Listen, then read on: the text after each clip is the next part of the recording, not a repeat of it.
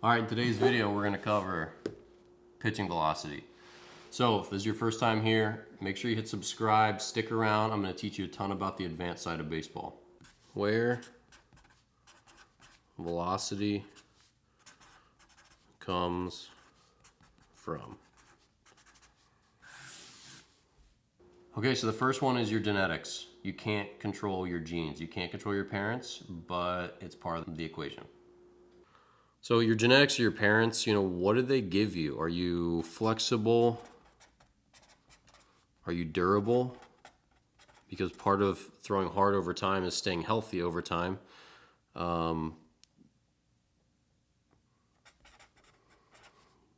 Your hips, are they good? Different hip shapes, different hip socket shapes, they can influence how well you rotate over your front leg, over your back leg, how well you can transfer force. Your shoulder. So your shape of your shoulder, same thing. We have type 1, type 2, and type 3 acromions. How does that influence how your shoulder stays healthy over time? Are you fast twitch? Are you slow twitch? This is a big determinant of how fast you throw a baseball, how fast you sprint, how high you can jump, all this stuff. Arm length, right? Longer arms, longer levers. Height, weight, all of this stuff make up your genes. So your genes are crucial about where velocity comes from. Okay, number 2 is your mechanics. Mechanics help you transfer force, and they help you efficiently produce and transfer that power from the ground to your arm. So your mechanics, don't leak power. Pretty simple. The better mechanics, they transfer more power, right? That's what your mechanics do. They take energy you create at the ground, they transfer it up through your legs, through your hips, through your core, through your arm, finally to the baseball. So you want to transfer as much power as possible, you want to produce as much and transfer as much, and you want to leak as little as possible.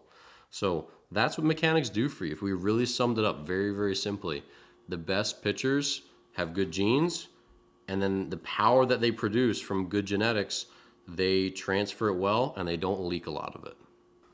Okay, the third one, food. You gotta eat healthy things. Why does food matter? It's like the bricks of your house. So if you're building a house and you make a crappy foundation and you build it with cheap blocks that are made of, I don't know, old bones and dust, then what kind of house are you gonna build? You need good materials, you need good food. So McDonald's cheeseburgers, they're not gonna fuel long-term durability. They're not gonna help your body recover. They're not gonna do any of that stuff for you. Food is the building block for you to recover after outings, so recovery, to give you the nutrients, right? That's like the mortar. And then to get big and strong. You can work your butt off in the gym, but if you don't have the building blocks to build muscle, to stay healthy, to thicken your tendons and ligaments over time, all that stuff, you're not going to get out of it what you want. You have to support your strength training with good food, good nutrition, eat healthy things. Okay, number 4, strength and size, built in the weight room. So you need strength and you need size. Look, there's some Joe Kellys, there's some Tim Lincecums, there's some skinny guys in the major leagues, right? But what you don't know is both those guys have amazing genes. They're both super duper athletic. They're great examples of guys who just have as much fast twitch and as much of this as they possibly could, in addition to working hard and being great pitchers and all that stuff. But almost everyone else is very big, very strong. They are well-built athletes. So strength training, you need to get big, you need to get strong, and you need to become durable. Right? We need to become durable.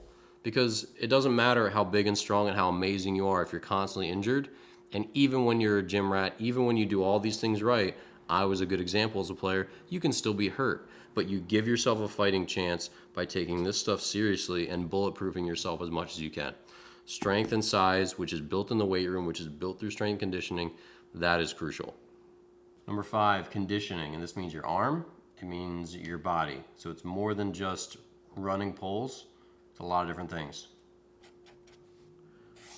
And conditioning is going to cover throwing.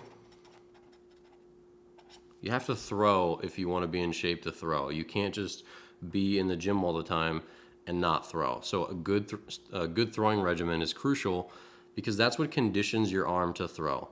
You have to throw if you want to throw harder. Besides that,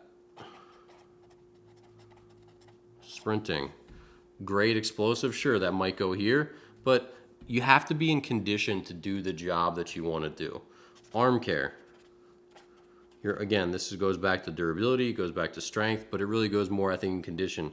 You condition your arm to do the job that you're asking of it. So conditioning is, again, it's handling the demands of the job. So when you're pitching constantly, when you're a starter going every 5th day, when you're a reliever going back-to-back days, all this stuff, getting your conditioning working, your sprinting, your running, whatever it is, your throwing, and your arm care, all those things get your arm well prepared to handle the demands of the job.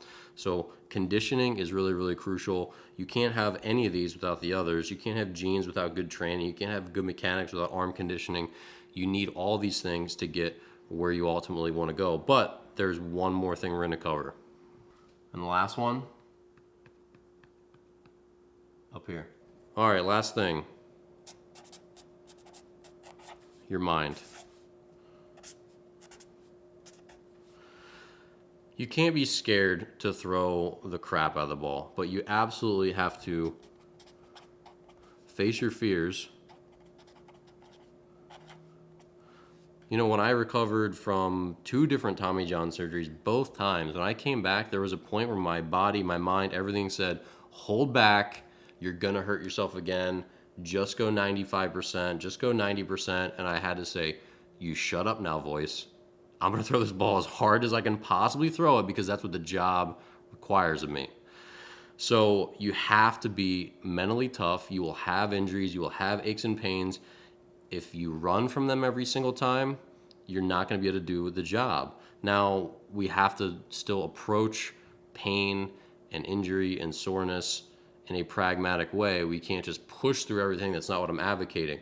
But there are times when you have to hit the gas, and you have to be mentally tough to do that. The other thing, you have to make sure you finish each pitch. This is harder than it seems. It's not just about throwing the crap out of it, it's also about throwing the crap out of it. And then you could also write down here, throw the crap out of it. But to get everything out of your body, you have to tap into all of it. You have to throw it at 99% all the time. 100% in my mind is overthrowing. 99% is where we get the best of all possible worlds. It's where we're throwing the ball as hard as we can possibly throw it while remaining in command of the baseball. All right, so we have to throw the crap out of it. We have to be mentally tough to do that. There are times when we have to face our fears. There are times when we have to still pitch through discomfort.